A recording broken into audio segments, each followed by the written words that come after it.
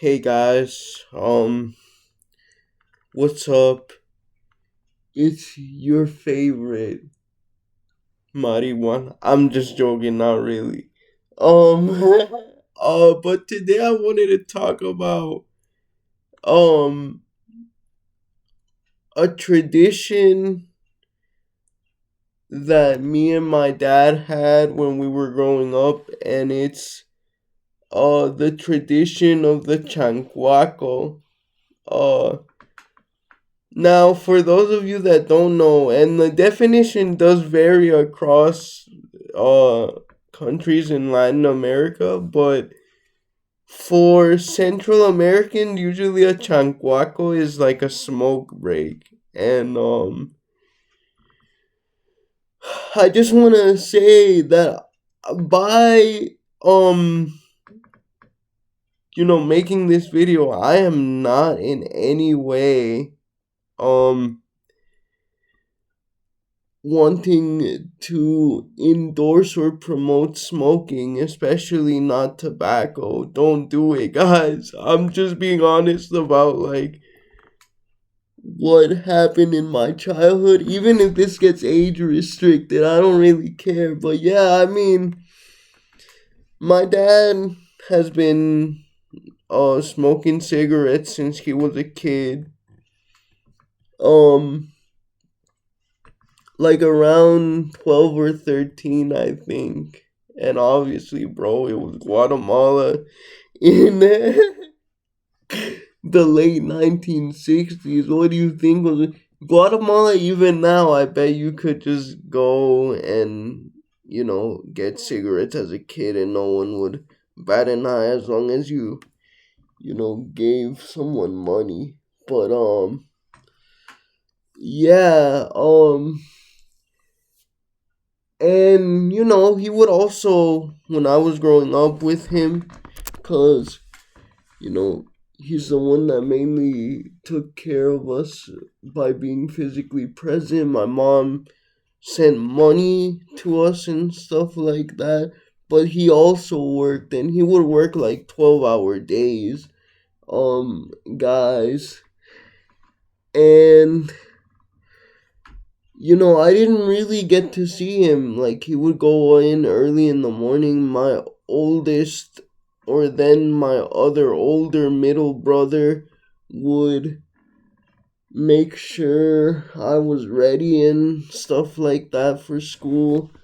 And, we would go to the bus stop and stuff. And he would work 12 hours, usually like 6 a.m. to 6 a.m. or 7 a.m. to 7 a.m. Uh,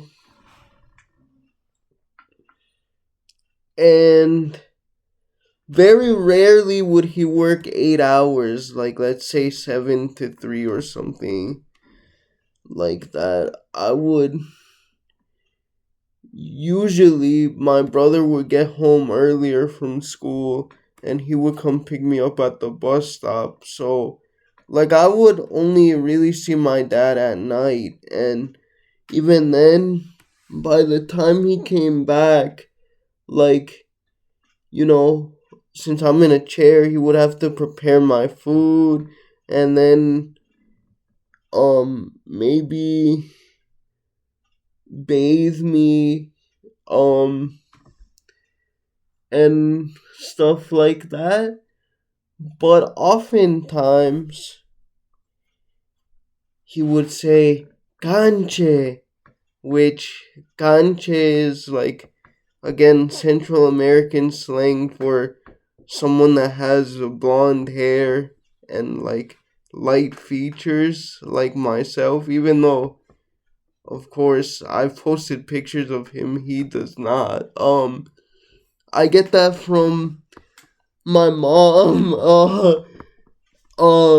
He would say, Canche, tomémonos un chancuaco. Let's go take a chancuaco, yo. Let's go for a smoke break. And, yeah, like, we lived in, like, I don't know what you would call those. It was like three apartments in one building separated by like a few feet. I don't know what the technical name is for that, but there was a little space to the left of that because we were on the far left end of the apartments. And so you put like a lawn chair there, a little table and an ashtray, and like, my they put ramps so I could get up into the apartment and out of it.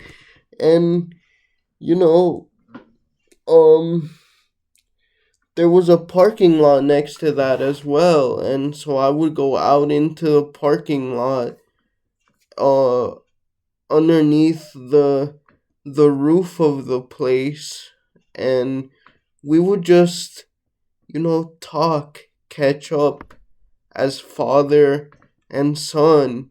And it was really our only significant bonding time. I don't know if other people can relate to this, but yeah, like during that time is when he showed me a bunch of stuff that I'm now really like into. Like that's where he showed me about jazz music, about classical music for a lot of the time, big band music, bossa nova, classic rock. I've mentioned before that like when my dad was growing up, when my great grandfather, cause he was an accountant and stuff like that, and at one point he was Guatemala's, like the head of Guatemala's central bank. So he would make a lot of trips to the US. He never like ever fluently learned English or anything like that, but he knew enough to like ask for food and buy things, basically. Interestingly, my dad was actually fluent, and that helped us a lot when we came. Uh but like, so yeah, my dad would ask him for like all the newest American classic rock releases and stuff like that. Um because that's what my dad was into as a child of the late 60s and early 70s. Or I mean, he's become kind of religious at this point, so he doesn't really listen to like quote unquote worldly music anymore. But I mean, still, the fact that he showed me like Black Sabbath, like Pink Floyd and stuff like that, all on these smoke breaks, as well as not to mention like um obviously the emotional connecting that we did, the advice that he gave me and stuff like that. It was just such a a great bonding period for us. And you know I look back on those memories extremely fondly. Um and I mean, I don't think I would, as much as I say this, but it's true. I don't think I would be the person I am today without that, and I'm very grateful to, he did struggle with saying staying present in our lives, but he did ultimately come through for us in a lot of ways. Not in the same way as my mom, but intellectually and emotionally and like culturally he did a lot. And there's very few ways I can repay him for that. Like a lot of um people in my situation, their dads like permanently leave and they don't come back. And I am so fortunate to have not been in that situation. And I um love my parents and I love my father and mother despite their faults, but this is one of those things that I'll never forget about my father. And I'm glad that he's still with me, even as I approach my 30s, even as, he's kind of older in terms of most of the ages of friends, or most of the parents of friends my age.